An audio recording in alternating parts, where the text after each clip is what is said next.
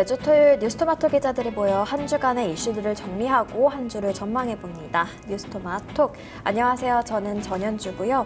대선이 딱 한 달 앞으로 다가온 가운데 전국은 그야말로 소용돌이에 빠지고 있는 것 같습니다. 이번 주에 있었던 많은 일들 오늘도 박주용, 김태현, 차철우 기자와 함께 짚어보도록 하겠습니다. 안녕하세요. 안녕하십니까.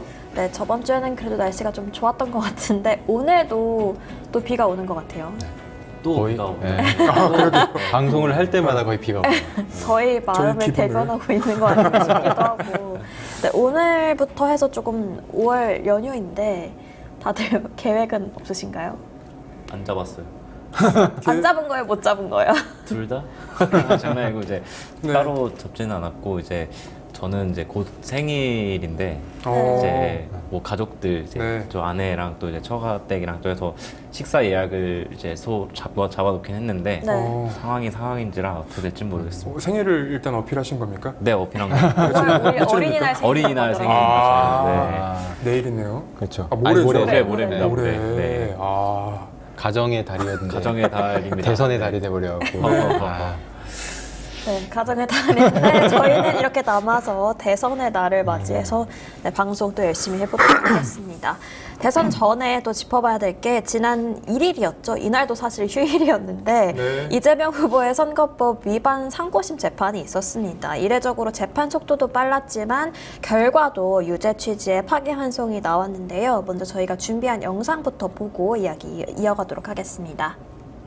이 사건에서 피의원이 관련 발언 중 골프 발언 부분과 백현동 관련 발언은 피의원의 공직 적격성에 관한 선거인의 정확한 판단을 거칠 정도로 중요한 사항에 관한 허위사실의 발언이라고 판단되므로 후보자의 표현의 자유라는 이런 말에 허용될 수가 없습니다. 관련 발언 중 골프 발언은 피의원이 합격한 해외 출장 기간 중에 골프를 치지 않았다는 의미로 해석되고 이는 후보자 행위에 관한 허위 사실의 공표에 해당합니다. 제2심이 골프 발언을 무죄로 판단한 것에는 공직선거법 제250 제1항의 법리를 오해하여 판결에 영향을 미친 잘못이 있습니다. 백현동 관련 발언은 피의원이 국토부로부터 핵심도시법 제43조 제6항의 의무조항에 근거한 영도지역 변경 압박을 받고 어쩔 수 없이 영도지역 상량을 하게 되었고 그 과정에서 국토부로부터 직무유기를 문제 삼겠다는 협박까지 받았다는 의미로 해석되고 이는 후보자의 행위에 관한 허위 사실의 공표에 해당합니다. 다수 의견에 따라 다음과 같이 판결합니다. 원심 판결을 파기하고 사건을 서울 고등법원에 환송합니다. 네, 다시 한번 판결문 내용을 듣고 왔는데요. 저희 댓글에서도 듣기 싫다, 삭제해야 된다 이런 말씀이 올라올 정도로 다들 좀 충격이었던 것 같아요. 네. 어떻게 보셨어요? 그러니까 기본적으로 지난번 헌법재판소에서 윤석열 씨 탄핵 이제 결정문을 읽을 때는 그때는 이제 법적인 논리의 문제가 아니라 한글을 할 수 있느냐 없느냐의 문제였거든요. 네. 근데 이번 조희대 대법원장이 이제 그 선고하면서 읽은 그 선고문 내용을 읽어보면 그 판결문을 읽어보면 이거는 굉장히 베베베베 꼬아놨어요. 그러니까 어렵게 베베베베 꼬아놨다는 것은 결국은 법리적으로 혹은 법조인들도 사실 납득하기 어려울 만한 그런 내용들이 담겨 있어서 꼬아놓은 것 아니냐라고 이제 생각을 하는 건데 이거는 이제 저희의 평가보다도 법원 내부의 평가를 얘기해 보는 게 좋을 것 같아요. 네. 법원 내부에서도 정치적인 판결이다. 그리고 이례적인 속도이기 때문에 이걸 납득할 수 없다라는 내용이 나옵니다. 근데 그만큼 얘기가 나올 수밖에 없는 게 이게 4월 23일에 이제 대법원에 배당이 됐어요. 네. 배당이 되고 나면 절차가 어떻게 되냐면 이 대법관들 전원 합의체이기 때문에 대법관들 한 명 한 명이 거의 9만 페이지가 되는 그 자료를 다 봐야 됩니다. 소송 기록을. 근데 4월 23일, 4월 24일 두 차례의 기회를 잡았고요. 두 차례에서는 아마 쟁점만 가지고 이제 얘기를 했을 텐데 이틀 동안 9만 페이지를 다 읽을 수가 없어요. 네. 그걸 다 읽으려면 뭐 소머지가 돼야겠죠. 근데 28일에 추가 기일을 잡겠다고 해놓고 5월 1일에 선고를 내버렸단 말이에요. 그러면 이제 저희가 한번 생각을 해봐야 될 게 이 소송 기록을 다 읽고 숙의가 된 다음에 판결을 한 것이냐 이 부분을 따져봐야 되잖아요. 근데 어제 그 법사위에서 박은정 의원이 질문한 내용을 살펴보면 이 프린트한 기록이 없대요. 그러니까 이 소송 기록을 뽑아서 본 적이 없다는 거예요. 그럼 전자소송, 그러니까 인터넷, 그러니까 온라인상으로 봤다라고 이제 답변을 한 것 같은데, 그럼 온라인상으로 봤다는 증거를 내놔라. 라고 했더니 아직까지는 없는 상황입니다. 결국은 이 증거 기록을 명확하게 못 본 상태로 조희대 대법원장의 정치적인 성향이 드러난 거 아니냐. 그리고 조희대 대법원장이 사실은 그 판결문을 잘 읽어보면 파기 재판을 하려고 했던 것처럼 보이는 그 대목들도 있거든요. 네. 그래서 대법관들과 조희대 대법원장 사이에 어떤 마찰이 있지 않았을까라는 생각도 저는 좀 듭니다. 네, 말씀대로 그 정파성이 좀 굉장히 드러났다는 평가가 지배적인데, 왜냐하면 이게 12명의 대법관 중에 10명이 윤석열 정부 때 윤석열 씨를 포함해서 네. 대법원장까지 해서 윤석열 정부 때 임명된 사람이고, 그 2명은 문재인 대통령이 임명한 사람이에요. 그러니까 헌법재판소가 정파에 상관없이 판결을 내렸는데 이번에 대법원 그렇지 않다. 그리고 법원이 더 정파적인 거 아니냐, 이런 판단이 나올 수밖에 없고 이런 평가가 나올 수밖에 없고요. 그렇기 때문에 이것을 받아들일 수 없는 사람들이 주변에 꽤 있는 것 같아요. 저는 이제 선택적 633이다. 그렇게 좀 생각을 하는데, 이재명 후보는, 민주당 후보는 대선에서 떨어졌던 사람이잖아요. 네. 사실 이 취지가 원래 부당하게 이제 당선이 됐으면 이 권력을 오래 유지시켜서 안 된다는 취지에서 이거를 한다는 걸 알고 있어요. 그래서 이거는 재판관들의 실명을 꼭 간역으로 이제 콕 집은 그런 느낌이 들었습니다. 그래서 선택적 633이다. 이렇게 보고 있습니다. 어쨌든 정치적으로 다 관여한 거 아니냐 이런 네. 입장은 다 동일하게 보시는 것 같고. 그리고 하나 더 네. 짚고 넘어갈 만한 게, 그러니까 방금 이제 차초로 기자가 얘기한 것처럼 이 633 원칙이 특별히 이재명 후보에게만 적용된 것 아니냐라는 이제 비판을 할 수 있거든요. 네. 왜 그런 얘기를 할 수 있냐면 이 사건은 이번 대선 과정에서 기소가 된 게 아니에요. 네. 지난 대선, 그러니까 윤석열 씨가 당선이 됐던 그 대선에서 검찰이 윤석열 씨의 모든 발언은 다 무혐의를 주고 이재명 후보에게만 이 칼날을 들이댔던 거거든요. 그럼 지난 대선 때 결과가 어떻게 됐냐? 그러니까 선거법은 당선된 자에 대해서 그러니까 더 그 엄격하게 적용을 해야 돼요. 네. 근데 낙선을 했단 말이에요. 네. 국민들의 선택을 받고 국민들로부터 그 발언으로 이미 선택을 못 받았던 거기 때문에 이미 법원에서 판결을 하기 전에 이 판단은 끝났다고 보는 게 맞아요. 그런데 이번 재판을 통해서 이번 21대 대선의 유권자들의 어떤 선택의 그러니까 표를 던질 수 있는 그 선택을 법원이 혹은 12명의 대법관이 뺏어버리는 결과가 되는 거라서 이거는 너무 비판의 대상이 될 수밖에 없는 상황입니다. 네. 시점도 대선이 딱 한 달 정도 앞둔 상황에서 또 나온 상황이라서 더욱더 비판이 거세게 나오는 것 같은데요. 저희가 좀 법 쪽의 이야기를 좀 살펴봤다면 각 당 분위기도 좀 어땠는지 짚어주시면 좋을 것 같습니다. 일단 국민의힘 공보방을 저는 살펴봤어요. 네. 계속 이제 불났어요, 진짜. 네, 뭐 신난 계속. 것 같아요. 네, 네. 좀 신난 거 보고 후보를 교체를 막 주장하고 뭐 이런데, 사실 대선 기간이잖아요. 이런 상황에서 이거를 뭐 되게 유죄를 사실상 받은 거 없다 이렇게 몰아가는데, 파기환송을 했다고 해도 뭐 사실상 2심에서 다시 판단을 하게 돼 있는 거잖아요.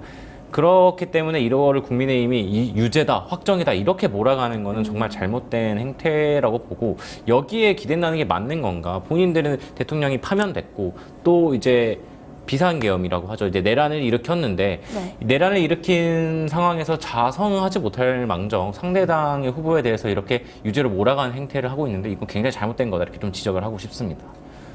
그 하나만 더 얘기하면 이번에 국민의힘에서 대법원의 판결을 존중한다 뭐 이런 식의 얘기를 하더라고요. 근데 본인들이 원하는 판결이 나오면 이렇게 존중한다고 얘기하고 본인들이 원하지 않는 판결이 나오면 좌파 판사라고 얘기하고, 이렇게 기준이 잣대가 왔다 갔다 하면 되는 겁니까, 정치인들이? 안 되죠. 민주당의 경우에는 당시 이제 그 결과가 나왔을 때 좀 당황스러웠던 것 같아요. 왜냐하면 저도 개인적으로 했지만 유죄 취지로 파기환송이 나올 거라고는 전혀 생각을 못했고 대선이 30일도 안 남은 시점에 파기환송이 나오면 이것도 상당한 역풍이 불 거라고 민주당 내부에서 좀 생각을 한 것 같거든요. 그러니까 당사자인 이재명 후보도 당시에 이제 그 종로에서 간담회, 그 시민들과 간담회를 네. 열고 있었는데 당시에 그 행사를 마친 후에야 이제 그 주변 참모진 통해서 알게 네. 됐거든요. 그리고 나서 잠시 표정이 굳어지는 모습도 보였지만 뭐 이내 침착한 모습을 다시 기자들 앞에 서서 얘기를 했어요. 뭐 네. 국민의 뜻이 중요한 거다라고 얘기했는데 그만큼 민주당 내부에서 좀 상당히 좀 당혹스러웠던 건 맞다. 좀 그렇게 봐야 될 것 같습니다. 논평도 한 1시간 정도 후에 공식 입장도 나오고 상대적으로 조금 당황했던 것 같다 이렇게 짚어주셨고요. 이 파기환송심 결정이 내려지고 또 하루 만에 배당까지 완료가 됐어요. 이것마저 초고속이었는데 결국 그래서 오는 15일에 첫 재판이 열립니다. 이후 절차가 좀 어떻게 되는지도 좀 짚어주시면 좋을 것 같습니다. 일단 이제 저희 시청자분들이 궁금하신 내용이 대선 전에 판결이 나올 수 있는가 여부거든요. 근데 5월 15일에 이제 기일이 잡혔습니다. 근데 5월 15일에 기일이 잡혔다고 그날 당장 재판이 확 진행이 되는 게 아닙니다. 그러니까 일단 송달 절차가 완료가 돼야 돼요. 네. 이재명 후보에게 송달이 돼야 이 재판이 이제 진행이 될 수 있는 겁니다. 근데 송달이 어떻게 될지는 이제 앞으로 지켜봐야 되는 부분이고, 만약에 5월 15일에 재판이 진행되지 않는다면 그날 공판이 잡혀 있긴 하지만 그 다음으로 기일이 미뤄질 수밖에 없습니다. 네. 보통 일반적인 재판을 보면 송달이 되지 않았을 때 이 피고인에게 송달이 되지 않았으므로 다음 기일에 다시 한번 송달이 된 뒤에 재판을 진행하겠다고 얘기하고요. 그리고 대선 일정이 이미 나와 있는 상황입니다. 그래서 대선 일정이 나와 있기 때문에 이재명 후보 측에서 아마 대선 일정과 겹치는 날에는 못 나간다라고 이제 얘기할 가능성이 높거든요. 네. 그러면 5월 15일에서 5월 이렇게 이제 재판이 한 번 내지 두 번이 지나가고 나면 6월이 다 돼버립니다. 네. 그러면 그때 이제 재판이 진행된다고 했을 때 이재명 후보가 만약에 이제 대선이 끝난 뒤에 이재명 후보가 대통령이 된다면 재판이 진행이 될지 중지가 될지 그때부터 이제 논의가 돼야 되는 상황이고, 이 항소심이 진행이 되는 어떻게 진행되는지에 따라서 그 뒤에 대법원 재상고심을 얘기해 볼 수 있을 것 같아요. 근데 만약에 항소심이 빨리 끝난다라고 하더라도 그 뒤에 이제 상고장이 제출이 되고, 그리고 상고 이유서가 제출되는 기간이 피고인에게 물리적으로 보장된 시간이 27일입니다. 네. 그러니까 15일에 재판이 시작된다고 하더라도 27일 뒤에 대법원에서 재판이 만약에 이제 항소심 결정된다고 하더라도 15일에는 결정이 결국 안 나겠죠. 그러면 이제 5월 5월 말 정도에 이제 항소심 재판이 진행이 되고 난다면, 그러면 그 다음에 대법원으로 넘어가든 뭐라든 이 재판은 6월 3일 대선 이후에 진행될 수밖에 없는 상황입니다. 네, 물리적인 시간이에요. 네, 물리적으로 그렇게 대선 전까지 결론이 나긴 어렵다 이렇게 말씀을 주셨는데, 이재명 후보가 당선이 되더라도 사실상 논란은 계속될 것 같습니다. 또 이 대법원이 발표를 하면서 헌법 84조에 대한 해석을 어떻게 할지 이 부분 얘기를 안 해줬기 때문에 이 헌법 84조에 대한 논란이 좀 재점화될 것으로 보이는데 이 네. 부분은 좀 어떻게 봐야 되는 걸까요? 사실 이번 재판이 진행되기 전에 저희도 약간 그 당일에 네. 굉장히 좀 황당한 일들이 있었어요. 그러니까 선고가 되기 전에 5월 1일에 이제 대법원 선고가 네. 이제 있다라고 그 공지가 나왔던 날, 네네. 사실 제가 기사를 5분 사이에 이제 2개를 써야 되는 상황이 됐었는데, 첫 번째 기사는 이거였습니다. 대선에 대법원이 개입할 가능성이 있다라는 기사를 쓰면서 네. 지금 당장 개입을 하려고 하더라도 이 대법원의 입장에서는 이제 무죄를 확정해주든 그럼 유죄 취지로 파기환송을 하든 이건 선거에 개입할 수밖에 없는 상황, 그 대법원이 스스로 만들고 있다라는 이제 기사를 썼던 거예요. 네. 근데 그때 이제 저한테 얘기를 해줬던 그 검찰 출신의 선거 사건을 수사해본 그 검찰 출신의 이제 변호사들이 했던 얘기가 뭐냐면, 지금 대법원이 저렇게 이제 빠르게 여러 차례 그 회의를 열고 심의를 했던 이유는 당장 이재명 후보가 받고 있는 여러 재판들이 있기 때문에 네. 만약에 무죄가 될 경우에 이 나머지 재판을 어떻게 해야 될지에 대해서 중지를 시켜야 될지 그 논리가 어떻게 될지 그거를 아마 수기를 하고 있을 거다라는 식의 이제 얘기들을 들었었거든요. 네. 왜냐하면 대선이 한 달밖에 안 남았는데 그걸 유죄를 줘버리면 그러면 유권자들의 그 어떤 투표권을 다 뺏는 거기 때문에 이거는 이제 불가능하다라는 게 모두의 예상이었는데 네. 그날 공지가 딱 나오자마자 모두가 멘붕에 빠졌어요. 왜냐하면 기록을 읽을 시간이 없었는데 네. 이게 지금 기회를 잡아버렸으니까 그때부터 이제 해석이 안 되기 시작했습니다. 그리고 나서 이제 제가 기사를 빠르게 썼는데 그때는 이제 무죄 취지의 그 선고가 나올 가능성이 높다는 기사를 썼는데 상식적으로 근데 그 이후에 이제 파기환송을 하면서 이제 유죄 취지의 파기환송을 하는 걸 보면서 야 이거는 진짜 전반적으로 이 대법원이 선거에 개입하려는 의지를 갖고 있구나 사실 이렇게 생각을 할 수밖에 없는 상황이 돼버렸죠. 이렇게 보셨고 이렇게 되니까 뭐 민주당이 관련해서 뭐 당선된 피고인의 경우에는 재직 기간 동안 형사재판 절차를 중지하는 취지의 형사소송법 일부 개정안을 발의하기도 했어요. 네, 어제 김용민, 김태년 의원이 각각 이제 형사소송법 네. 개정안을 대표 발의했는데요. 어제 법사위에 상정이 돼서 법안 소위에 회부가 됐어요. 그 어제 법사위에 상정된 법안은 김용민 의원이 발의한 법안인데 이 법안에는 이 형사소송법에 피고인이 대통령 선거에 당선된 때에는 법원이 당선된 날로부터 임기 종료 시까지 결정으로 공판 절차를 정지해야 된다. 그러니까 간단히 얘기하면 대통령 당선되면 재판 정지다. 모든 재판이 정지된다. 네. 이걸 법률로서 명확히 한 것이거든요.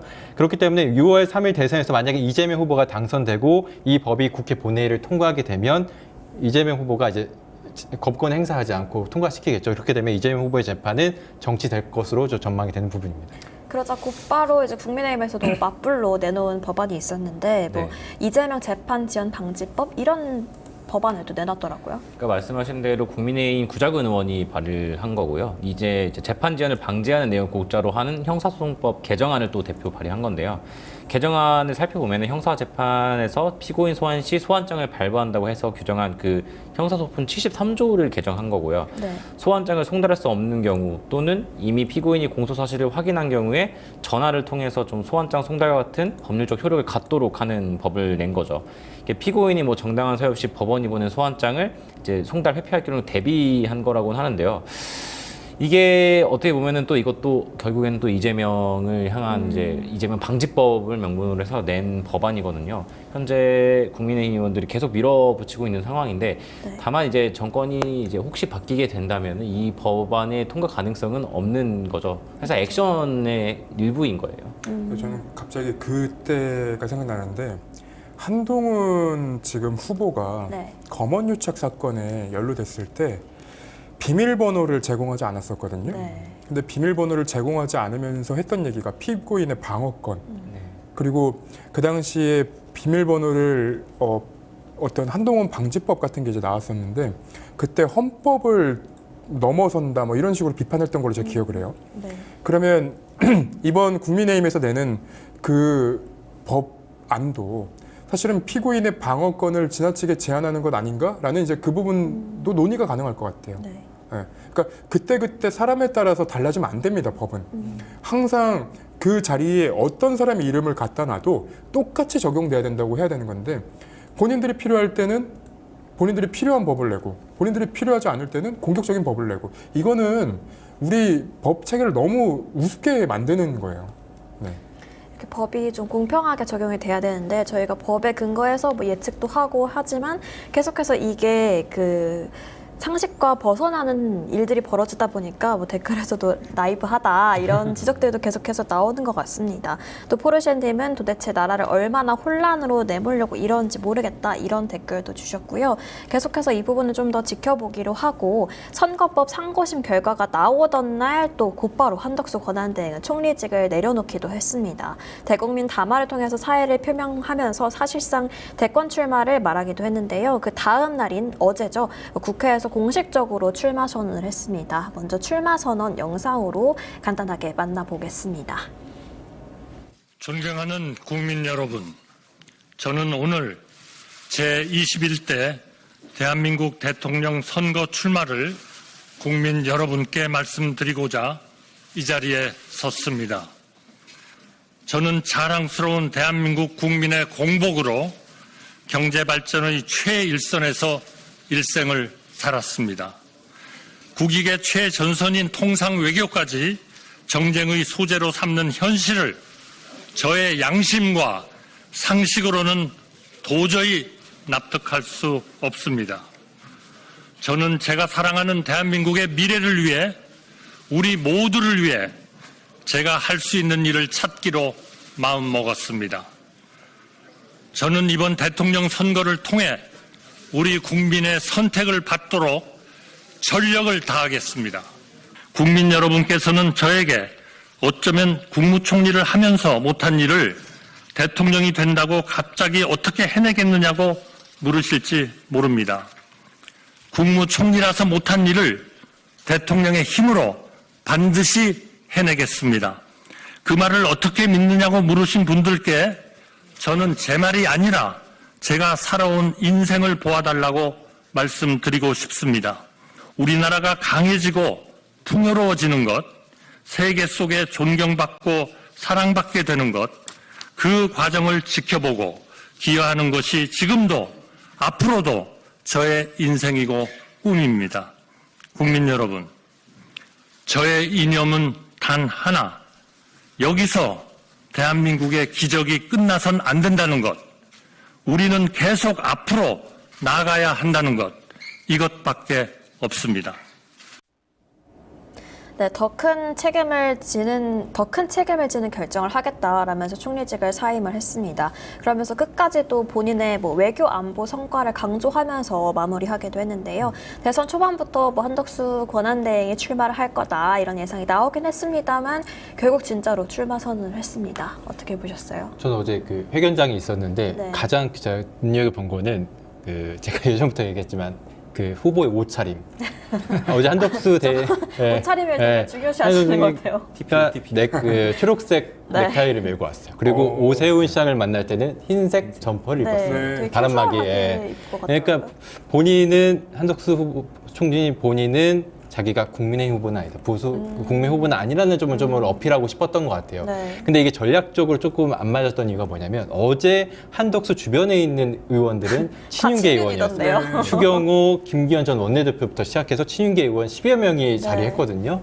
후보 본인에 있는 옆에 있는 인력 의원들은 주변 인사들은 친윤계 국민의힘 의원인데 본인은 넥타이도 초록색으로 메고 그리고 오세훈 시장 만날 때는 흰색 점퍼 입고 네. 자신은 나는 국민 후보가 아니라다 라는 점을 어필하고 싶었지만 이게 주변에 있는 사람들 때문에 본인이 진짜 친윤계 후보 아니냐 이런 오해 아닌 오해를 살 수 있는 그러니까 제가 만약에 한덕수 전 총리의 참모진이었다면 친윤계 의원들에게 오지는 말아달라. 기자회견 오지 말고 본인 후보 본인만 할 수 있도록 기자회견 할 수 있도록 해달라라고 미리 요청을 좀 해놨을 텐데 기자회견에 대거 이제 친윤계 의원들이 하면서 본인이 의도한 바와는 다르게 자신이 친윤계 대표 후보다. 그리고 사실 네. 한동훈 전 총리 지금 무소속인 상태이잖아요. 네. 국민의 후보 당적을 갖고 있지 않은 상황이에요. 그런데 국민의 의원들이 가서 한덕수 후보를 지지하는 것도 약간 조금 의아한 상황인 해당행위 거예요. 아닙니까? 그렇죠.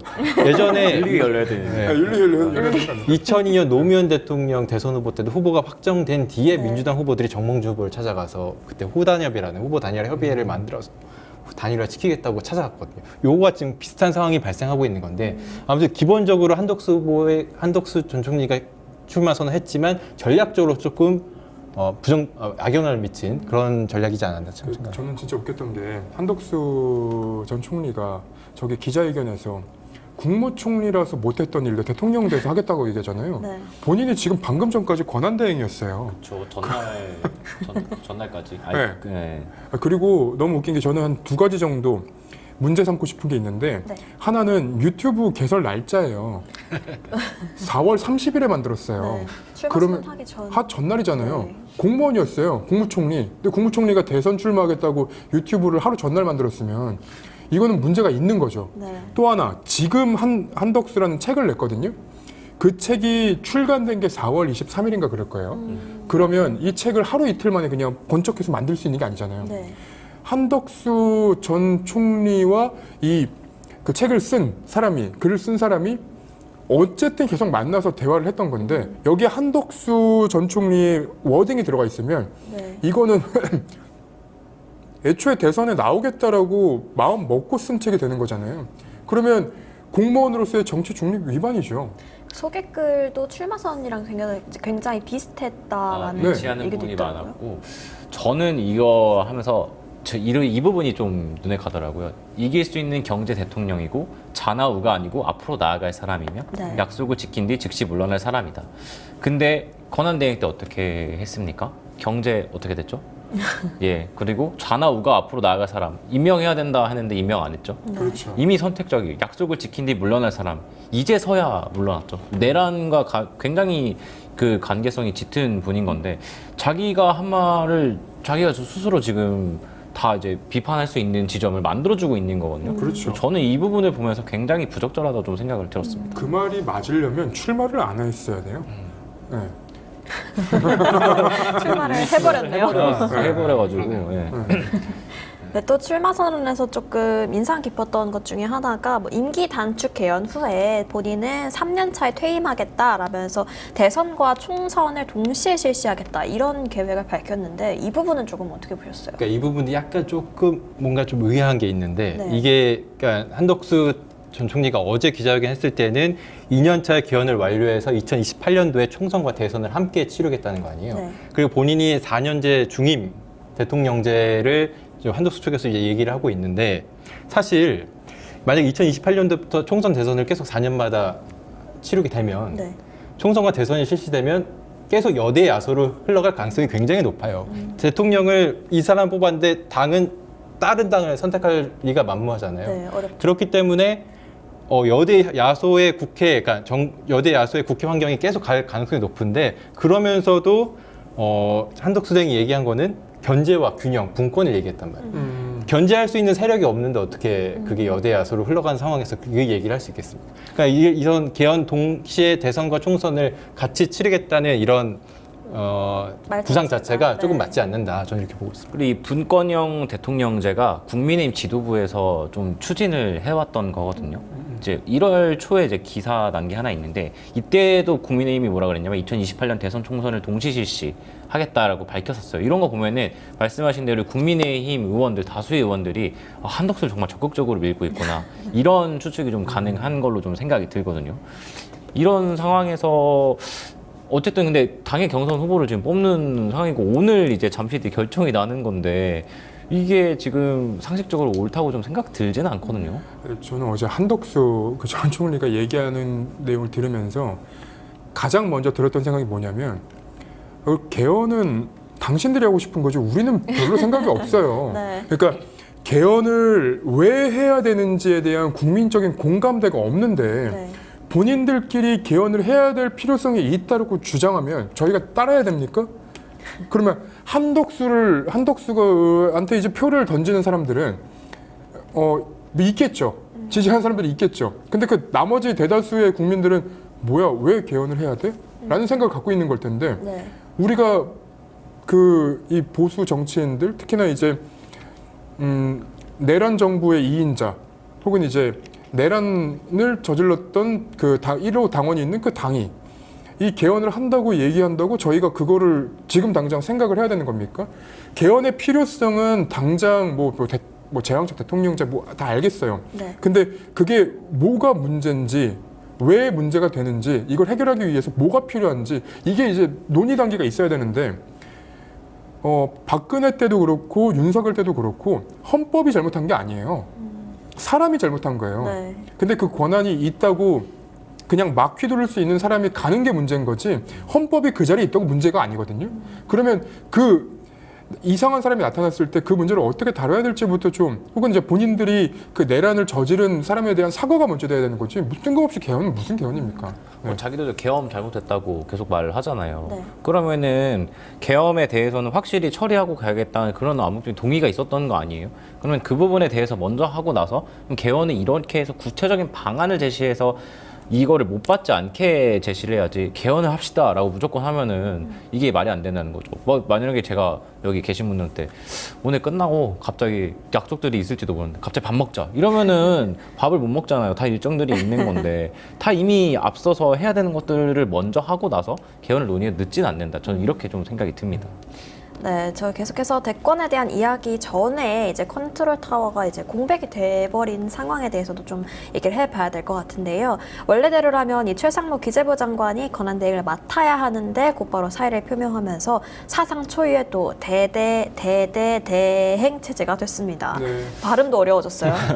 네네네. 그쵸. 밤에 10시 28분에 이제 그렇게 메시지를 냈고 밤에 여러 사람을 피곤하게 좀 네. 했죠. 그래서 이 정부는 어쨌든 나라의 걱정보다 자기 안위를 먼저 걱정하는 거랑 생각이 가장 먼저 들었고, 회사로 따지면은 이제 회장이 파면되고 대표도 사퇴했어, 사장도 사퇴하고 약간 이런 식으로 이어지는 거잖아요. 네. 그래서 이제 내부에 있는 인원이 가장 높은 사람이 갑자기 나야? 약간 이렇게 또 되는 거고, 이 보면 한덕수 전 총리도 밤늦게 다 돌아와서 사직 처리를 해줬다고 하잖아요.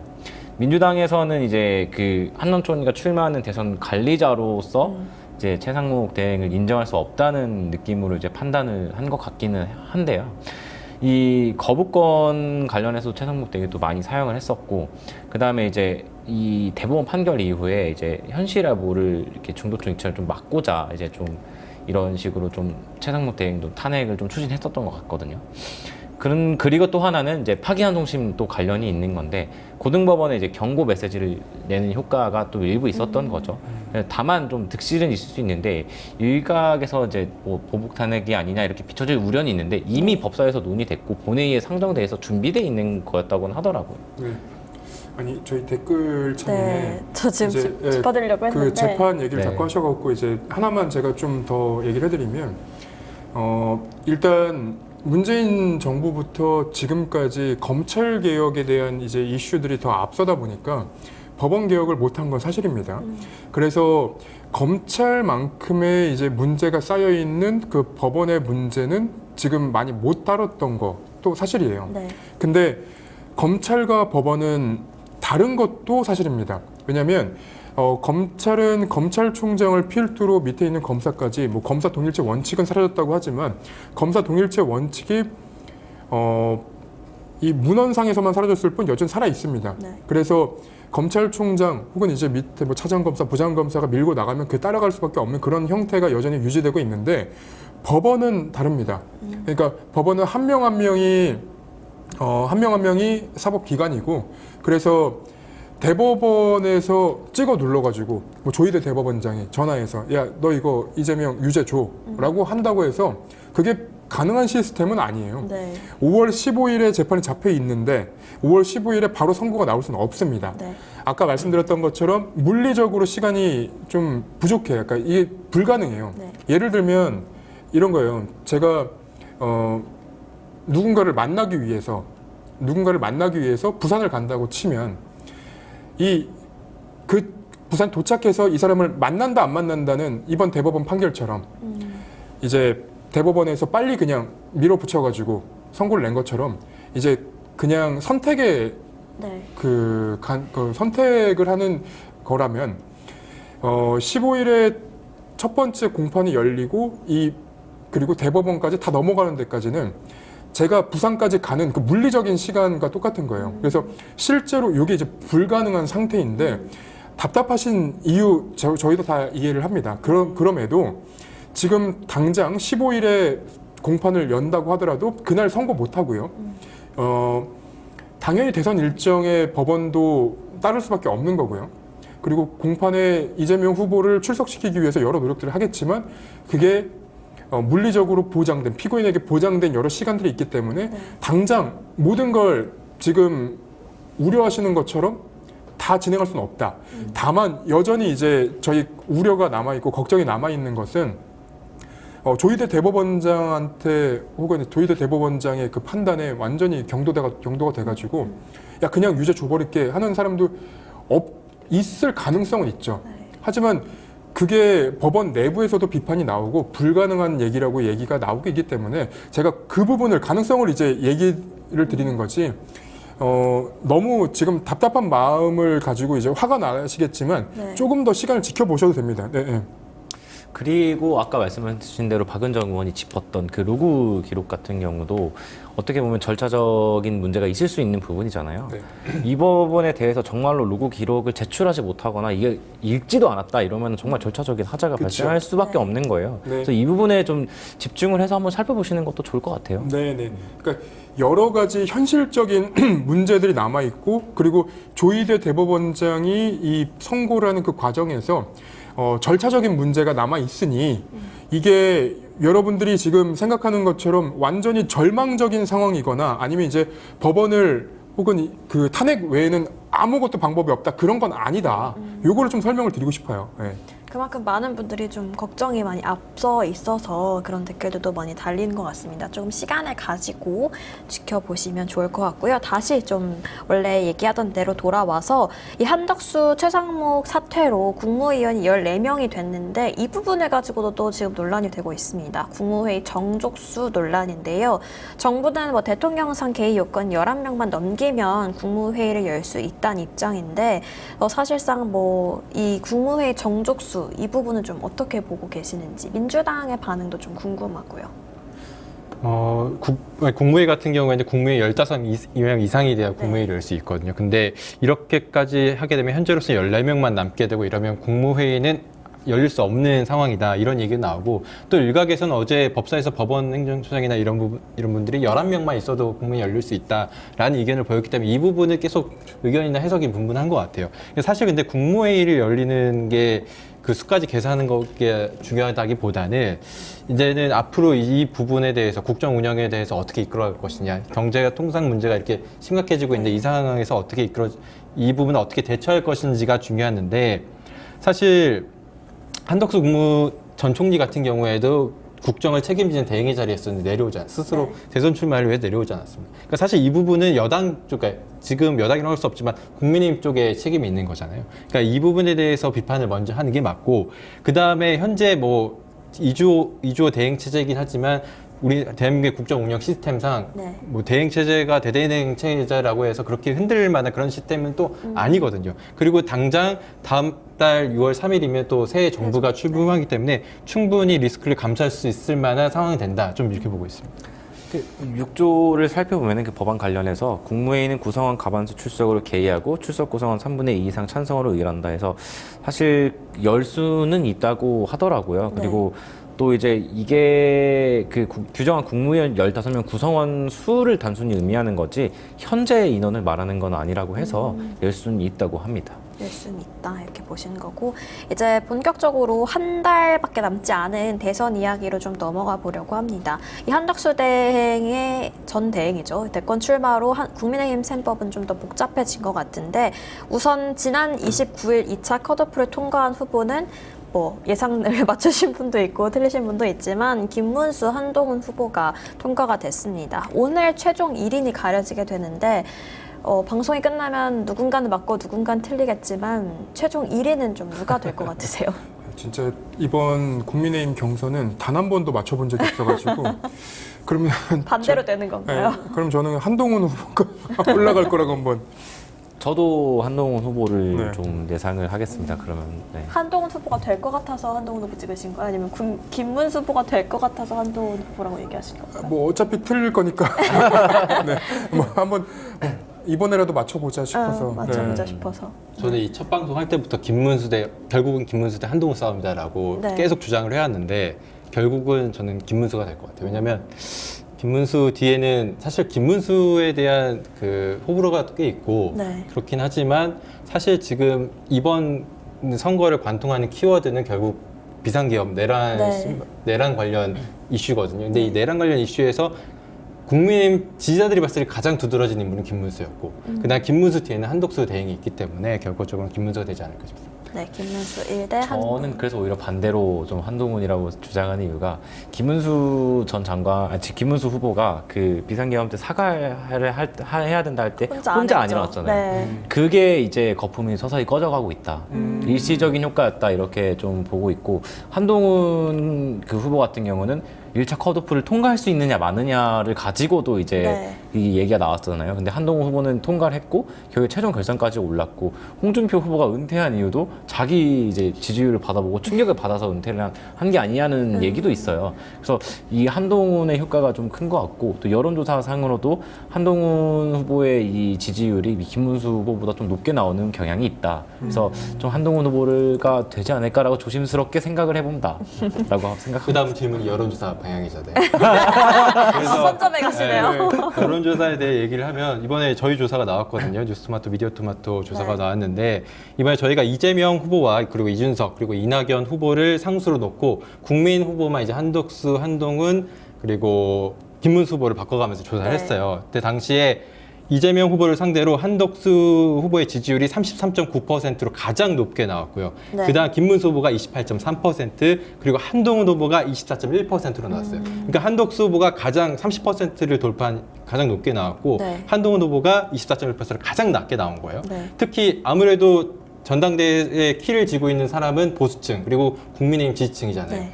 보수층과 국민의힘 지지층만 떼놓고 봤을 때도 한덕수 후보의 지지율이 가장 높았어요. 그리고 보수층에서 유일하게 70%의 지지율을 받은 사람이 한덕수 후보였고 네. 보수층에서도 절반 이상이 한덕수 후보를 지지했는데 이것도 역시 수치가 가장 높았어요. 그럼 가장 수치가 낮았던 후보는 누구냐? 바로 한동훈 싸우시는 거 후보입니다. 아니에요. 한동훈 후보가 사자구도에서 보수층과 국민의힘 지지층의 한동훈 후보를 지지하는 비율이 가장 낮았어요. 그러니까 김문수 후보는 약간 중간 정도를 차지했고 네. 그렇기 때문에 지표상으로 봤을 때는 한동훈 후보가 여론조사 면에서 상당히 불리하다. 좀 이렇게 볼 수 있고 자세한 조사 내용은 중앙선거 여론조사 심의위원회를 참조하면 됩니다. 네, 여론조사까지 깔끔하게 정리를 해주셨는데 수치상, 조사 수치상 봤을 때 김문수 후보가 유리하다. 뭐 혼난 느낌이네요. 저희도 뭔가 혼나는 느낌이 살짝 받았는데 근데 이게 또 관건인 게 한덕수 전 총리와의 단일화 가능성 여부잖아요. 이게 누가 되느냐에 따라서 또 약간 조금 단일화 방식도 달라질 것 같고 단일화가 가능할지 여부도 사실 잘 모르겠다라는 의견도 좀 있는 것 같은데 국민의힘 내부에서는 이 단일화에 대한 반응이 좀 어떤가요? 그러니까 이게 보면은 내가 갑자기 이렇게 올라가면은 네. 나도 이게 주목 받는 건가? 이게 주목이 될 수 있는 건가? 약간 이런 심리가 있잖아요. 네. 그럼 김문수 후보의 이제 이 단일화 관련 관련은 발언들을 찾아보면은 처음에는 해야지. 네, 완전 그래서, 완전 해야지. 약간 해야지 하는데 조금은 지금은 뭐 이런 거 추후 얘기라고 약간 선을 긋고 있고 네. 한동훈 후보 쪽은 이제 대변이나 이런 사람들 보면 한덕수 전 총리의 이게 출마 자체를 좀 비판하는 분위기로 가고 있거든요. 그래서 최종 후보가 누가 되느냐에 따라서 단일화는 생각보다 의외로 좀 이제 속전속결로 끝나지는 않을 거다. 네. 그러니까 일주일의 시간 정도가 있을 거예요. 11일 후보 등록까지 국민의힘 단일화 할 거로 하면은. 하지만 의외로 나도 주인공 하고 싶은데 왜 갑자기 나타나셨어요? 약간 이런 식으로 해서 좀 공격 양상이 되고 그 질질 끌다가 오히려 좀 분열까지도 일어날 수도 있다. 내분이 일어날 수도 있다라고 좀 생각이 듭니다. 다른 분들은 생각은 저는 개인적으로 빅텐트 구상은 좀 어렵다고 보고요. 네. 네. 원래 앞서서 얘기했지만 네. 반 뭔가 연대를 꾸르기에는 상당히 좀 그러려면은 이재명 후보를 뛰어넘는 후보가 있어야 되는데 그 후보를 중심으로 뭉쳐야 되는데 네. 다 안 되잖아요. 네. 그렇기 때문에 반 이재명 연대, 반 이재명 보수 빅텐트가 현실화하기는 좀 쉽지 않다. 좀 이렇게 보고 있습니다. 근데 이번 대선은 사실 반 이재명 전선이 구축이 될 수가 없어요. 그러니까 반 내란 세력 대 내란 세력의 싸움인데 프레임을 아무리 전환하려고 해도 이건 전환이 되지 않습니다. 그리고 국민의힘 입장에서는 지금까지 윤석열 씨를 손절하지 못하고 있는 상황이기 때문에 김문수 후보가 되든 한동훈 후보가 되든 결국은 내란 프레임에 빠져들 수밖에 없습니다. 한동훈 후보도 여전히 뭐 본인이 이제 본인이 뭐 그 내란을 막았다. 뭐 그런 얘기하는데 네. 이거는 뭐 저희의 평가가 아니라 홍준표 전 후보의 그냥 말을 빌리면 아니 내란은 민주당이 막았지 무슨 한동훈 후보가 막았습니까? 그런 거예요. 네. 그러니까 아무리 바꾸려고 해도 이 내란 프레임은 바꿀 수가 없습니다. 그리고 뭐 사실 한동훈 후보가 되든 김문수 후보가 되든 한덕수 전 총리와의 어떤 단일화 과정에서 마찰음이 생기는 건 어쩔 수 없는 거고요. 네. 그리고 저는 지금 이준석 후보에 대해서 그 성비위 의혹으로 징계하고 당시 내쫓았던 걸 뭐 사과할 수 있다라고 권영세 의원이 얘기했더라고요. 네. 그러면 저는 너무 궁금한 게 그래서 오늘 경선 결과 나오잖아요. 그럼 그 이후에 한덕수 후보랑 단일화를 할 거라는 건 저희가 예상 가능하잖아요. 네. 그러면 오늘 경선을 하고 한덕수 후보랑 단일화를 하고 나면 그 뒤엔 이준석 후보랑 단일화하는 겁니까? 단일화의 단일화. 네. 이거 다단계, 대대대행에서 대대대행에서 약간 단단단 그- 네. 단일화? 단단단. 단단단. 그러니까 이게 지금 뭐를 하고 싶어 하는지 모르겠어요. 그리고 후보가 확정되면 권영세 위원장의 입김보다는 후보의 입김이 더 중요하기 때문에 후보의 입김. 후보의 의중에 따라 단일화가 결정될 가능성이 높습니다.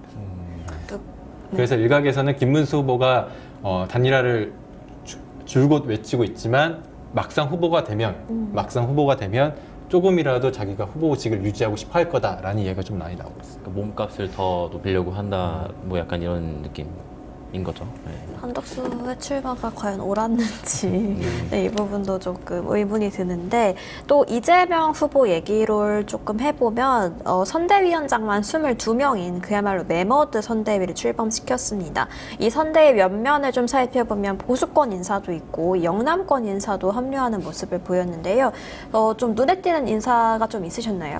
저는 이석연 전 법제처장, 네. 그다음에 이제 그 이인기 전 새누리당 의원이 좀 눈에 띄었거든요. 공동 선대위원장을 합류했잖아요.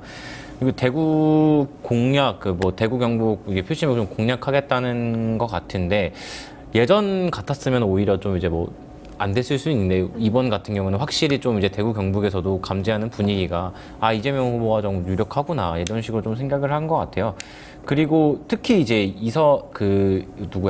이인기 전 의원께서는 그 윤석열 씨 지지 선언을 하면서 이제 그 국민통합이 민생본부장도 맡았던 사람인데 네. 이제 넘어오신 거거든요. 그런 면에서 보면은 결국에는 넓은 범위에서 보수 스피커들도 많이 좀 이제 힘을 실어주고 반윤석열 연대를 또 나름대로 꾸린 게 아닌가 이렇게 좀 해석이 되더라고요.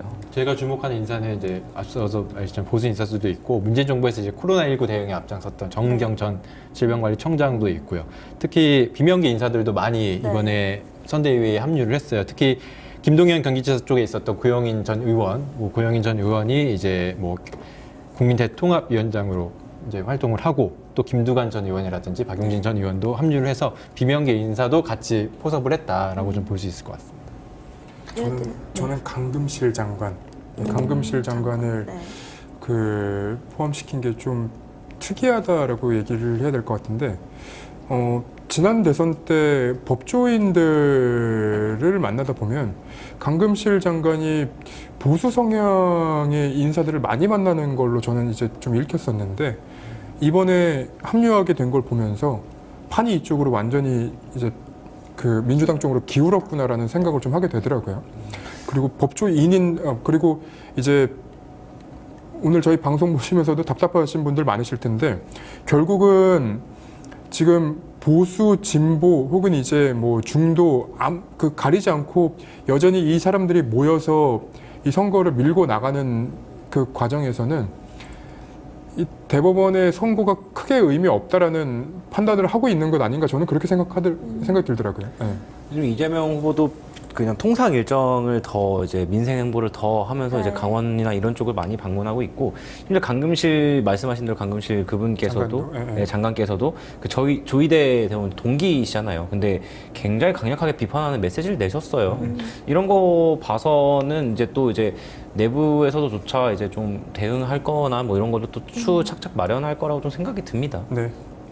네, 이 새로운 권력의 탄생이 진짜 이제 얼마 남지 않았는데 이제 윤석열, 김건희 씨에 대해서는 조금 그간 좀 수사 무풍지대였다라는 말이 있을 정도로 두 사람에 대해서는 수사가 이루어지지 않았는데 두 사람을 겨냥한 수사가 조금씩 시작이 되는 것 같습니다.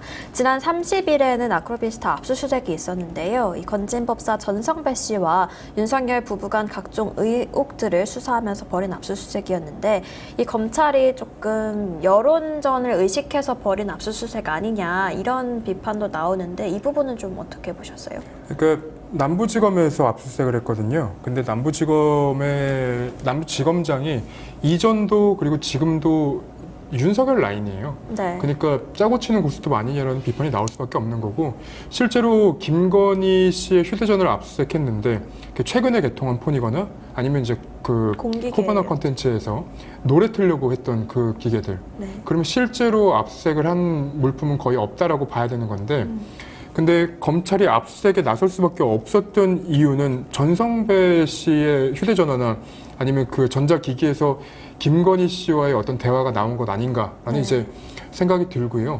그리고 최근에 이 도이치모터스 건과 관련해서는 서울 고검에서 재수사 결정을 했고, 그리고 그 도이치모터스 건의 수사 결과가 굉장히 중요한 이유는 윤석열 씨가 공직선거법 위반 혐의로 이제 고발이 돼 있습니다. 거기에서 김건희 씨가 도이치모터스 선수들과 손절했다, 손해보고 손절했다, 뭐 그런 내용들인데, 지금 수사 내용만 보더라도 그게 이제 허위 사실인 거는 확인이 되거든요.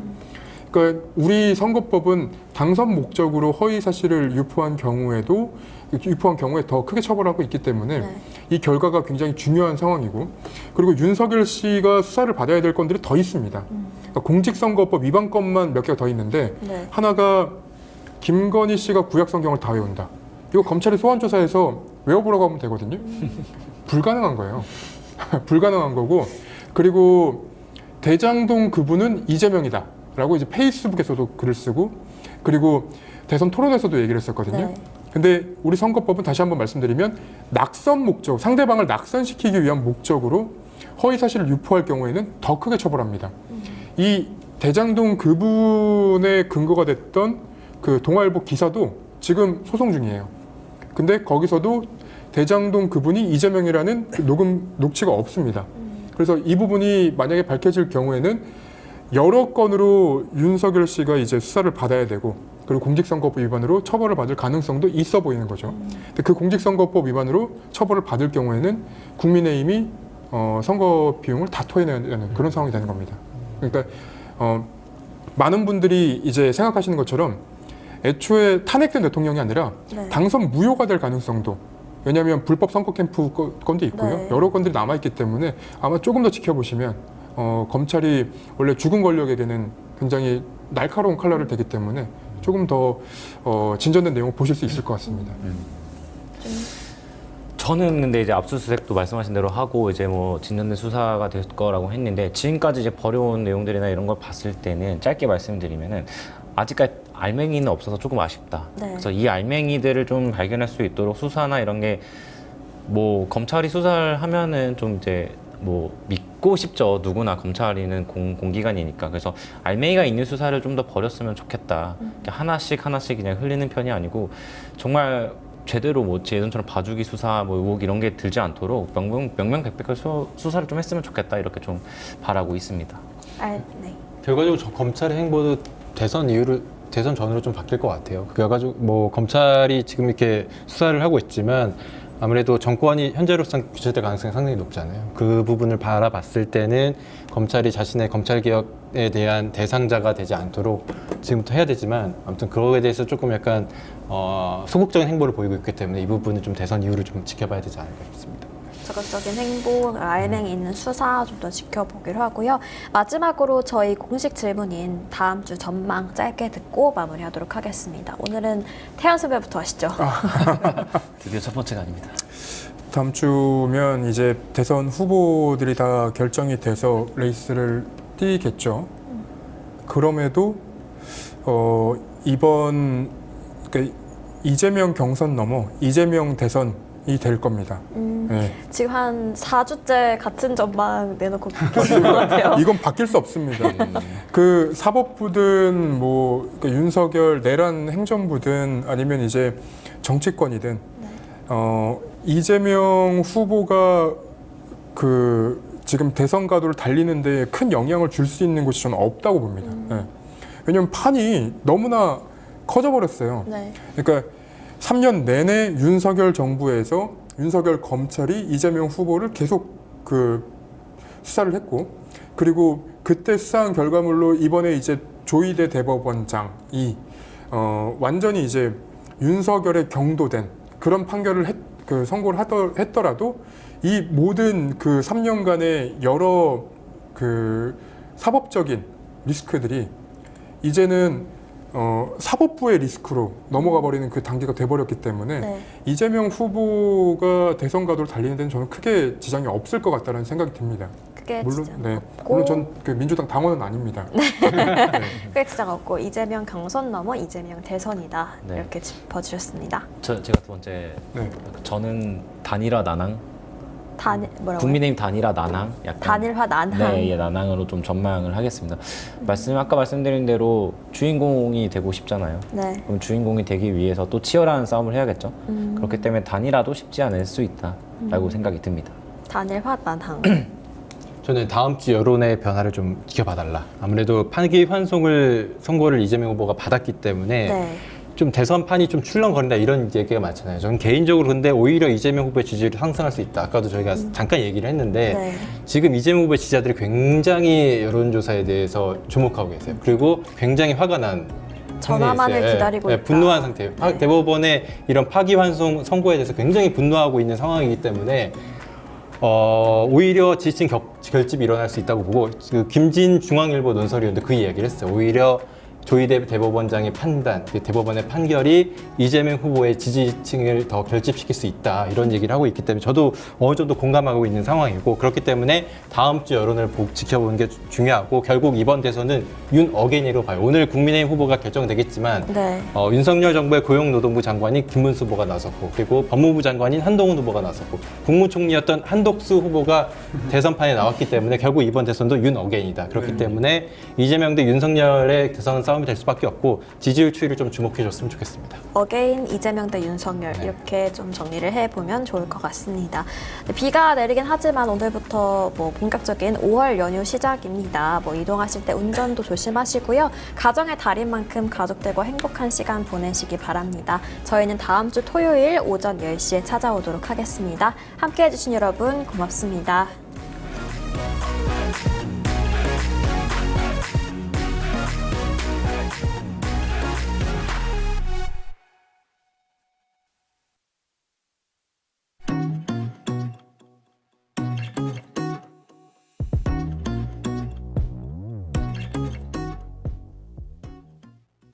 뉴스토마토 K평화연구원이 12.3 내란을 막아낸 시민영웅 1000명 찾기 프로젝트를 진행합니다. 비상계엄 선포 이후 국회, 광화문, 남태령, 한남동 공관, 헌법재판소 등지에서 내란을 막고 탄핵소추를 이뤄낸 시민영웅 1000명을 찾아내 대한민국 민주주의의 역사로 기록하고 시상의 본보기로 삼음으로써 민주주의를 더 널리 확산하기 위한 프로젝트입니다. 이 과정에 직접 참여했거나 참여자를 추천해 주실 분들은 우측 제보하기 QR코드나 아래 메일로 추천 및 제보해 주세요. 민주시민 여러분의 많은 참여 바랍니다. 뉴스토마토 K평화연구원과 함께 해주실 분들의 추천 제보 및 후원을 기다립니다. 유튜브 구독하고 실시간 채팅과 댓글을 남기시면 매일매일 7000TTCO를 드립니다. 참여 방법은 통통물 어플을 다운로드하고 회원가입과 로그인을 해주세요. 마이페이지에서 나의 회원 고유번호를 복사해주세요. 유튜브 구독 후 실시간 채팅이나 댓글창에 고유번호를 한 번만 입력하면 준비 끝! 지금 유튜브 채팅과 댓글 쓰기 참여하고 7000TTCO 받아가세요.